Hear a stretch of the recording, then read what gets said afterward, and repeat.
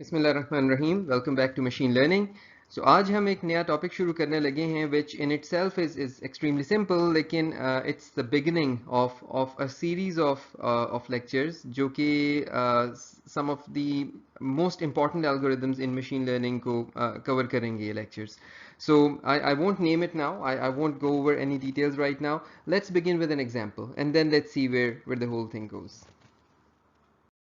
All right जी, so हमारे सामने एक रिग्रेशन का प्रॉब्लम है. ये कुछ हमारे पास ट्रेनिंग डेटा दिया हुआ है. लेट्स से ये एरियाज जो आपके पास यहाँ पर लिखे हुए हैं, ये हमारे हाउसेस के एरियाज हैं और इसके सामने इनकी प्राइस लिखी हुई है. मैं एज्यूम कर लेता हूँ कि ये जो एरियाज लिखे हुए हैं ये मीटर स्क्वायर के अंदर हैं.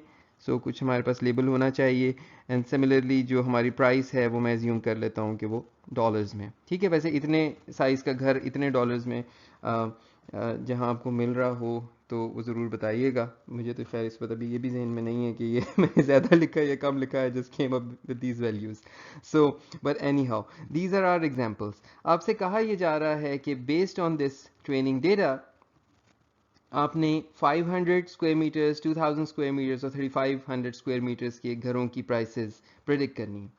So you'll use regression, right. और एक ही रिग्रेशन आपको अभी तक इस कोर्स में पढ़ाई गई है, वो नियरेस्ट नेबर रिग्रेशन है. सो हम ऐसा करते हैं कि इस पर 1NN और 3NN लगाते हैं और सिंपल अनवेटेड लगा लेते हैं. उसमें कोई हम उसकी डिस्टेंस के हिसाब से उसका वेट नहीं चेंज कर रहे. सम सिंपल अनवेटेड इसके ऊपर नियरेस्ट नेबर 1NN और 3NN लगाते हैं. लेट्स सी कि इसकी वैल्यूज़ क्या आती हैं. So when we apply this, by the way आप कोशिश कीजिएगा कि पहले एक दफ़ा खुद से भी करके देख लें, आपकी थोड़ी सी प्रैक्टिस भी हो जाएगी. लेकिन आपके पास ये प्राइसेस आ गई.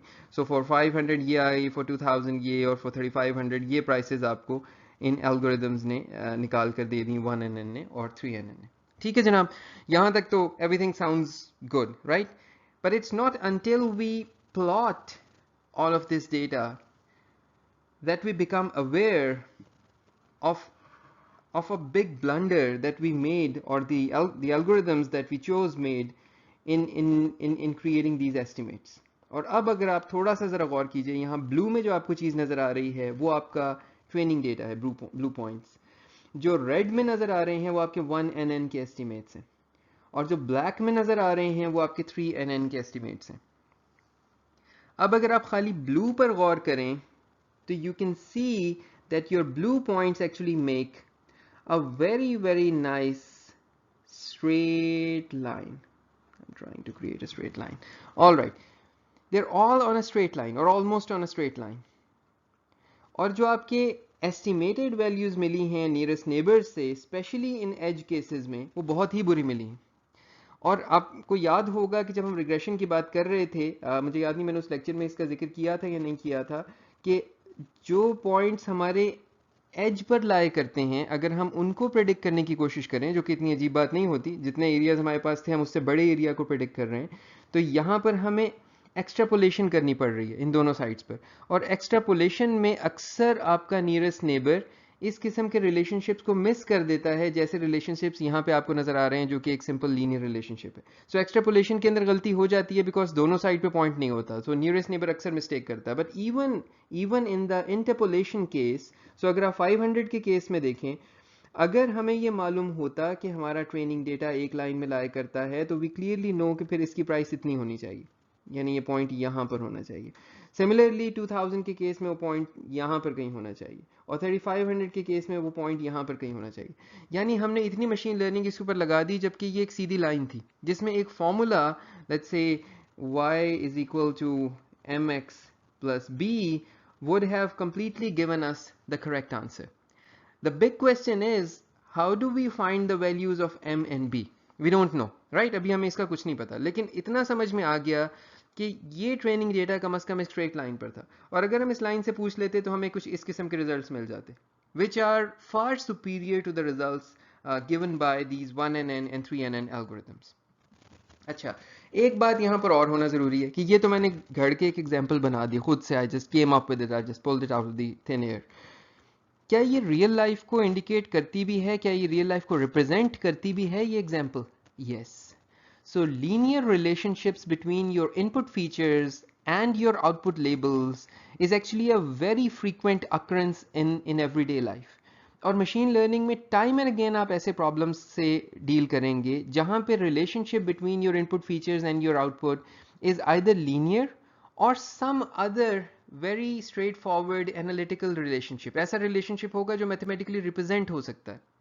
और आप ये देखेंगे कि कुछ एल्गोरिदम्स हमारे मशीन लर्निंग के ज़्यादा बेहतर होंगे ऐसे रिलेशंस को पकड़ने में as compare to others. So nearest neighbour इस केस में हमें ये दिखा रहा है कि वो इतने आराम से इसको नहीं पकड़ सका, लेकिन वो सीरीज ऑफ एल्गोरिदम्स जो हम यहाँ से सीखना शुरू कर रहे हैं, ये वो एल्गोरिदम्स हैं जिसमें हम ये कहते हैं कि ये पहले से एक बहुत बड़ी अजम्पशन लेकर चलते हैं।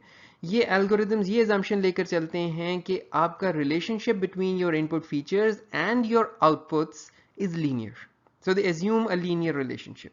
ठीक है, तो अब और अभी हम बात फिलहाल सिर्फ रिग्रेशन की कर रहे हैं। सो ये लीनियर रिलेशनशिप को अब मॉडल कैसे करें, लीनियर रिलेशनशिप होता क्या है, ये बनता किस तरह से है, इसको अब हम आहिस्ता आहिस्ता समझने की कोशिश करेंगे। मैं यहाँ पर अभी इसी जगह रुकूंगा। अभी तक का सिर्फ मेरा मकसद ये था कि आपको इस पॉइंट पर लाया जाए कि आपको ये समझ में आ जाए कि एक बहुत बड़ी सेट ऑफ प्रॉब्लम्स आपको रियल लाइफ में मिलेंगे जहां पर आपके इनपुट और आउटपुट के बीच में बड़ा नाइस सा कोई रिलेशनशिप मौजूद होगा जो कि अक्सर लीनियर या लीनियर जैसा होगा।